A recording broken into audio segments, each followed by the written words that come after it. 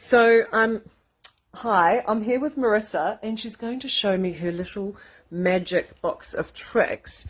Marissa, how old is this box? This box is 22 years old. Yes. So when I moved house in 1997, I just put all this stuff in this box. I had it already, but some of it's older than that, and I just kept it.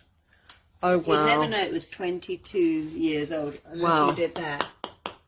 Wow. But with some of the things like these, you can see how much they faded. They smell that. Wow. It's so disgusting.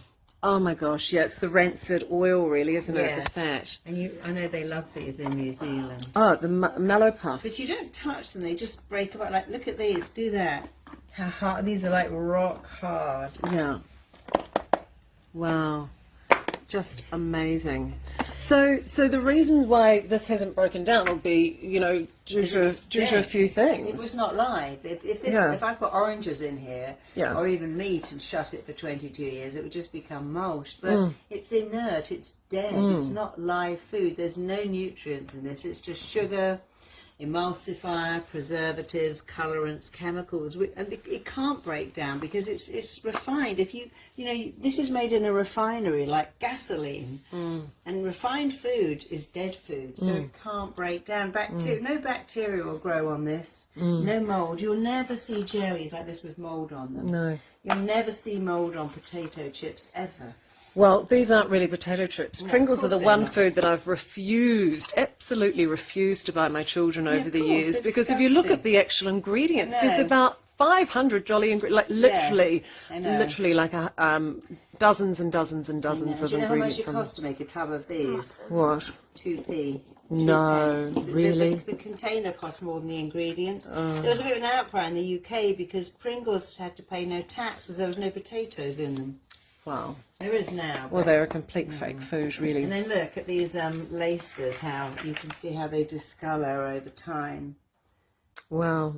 These are just boiled up animals' hooves and lots of sugar. But the body doesn't go, oh yum, look at that. I'm craving it. No. It is a chemical. The mind will get high on this just as it will get high on meth or coke or any drug. But that doesn't mean your body likes it. Your mind might like alcohol. It might like crack cocaine. But the body doesn't like it, and it doesn't like this. It's funny, people say to me quite often, Marissa, oh, I can't possibly go on a diet or change the way that I eat because I love food too much.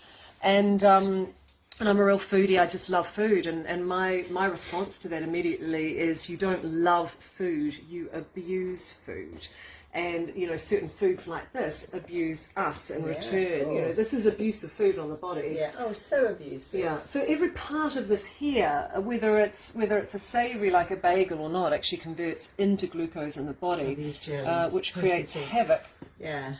Amazing. Yeah. Amazing. And I do something called the 5 R's, which is very simple. It's like, does this food roam or grow on the planet? Well, not unless you live in Willy Wonka land. You'll never find this roaming or growing. No. Can you recognise it? Well, who could recognise what's in that? If that was an apple or even peanut, what do you call it? It's peanuts, it's oil, it's salt. But you can't recognise what's in that boiled up cattle feet. No one knows what's in that. You can't recognise what's in these marshmallows. But so, can you recognise it? Does it roam on the planet? Could you eat it raw? Well, you couldn't eat this stuff raw. You couldn't eat this raw because it's gelatin. You can't eat flour raw because it has to be milled. The 4th R is, does it rot? Well, clearly not, because this has been here for 22 years. Yeah. And the 5th R is, could you recreate this in your kitchen? You see, there's no way you could make that. And this is boiled up hooves and colorants and sugar and...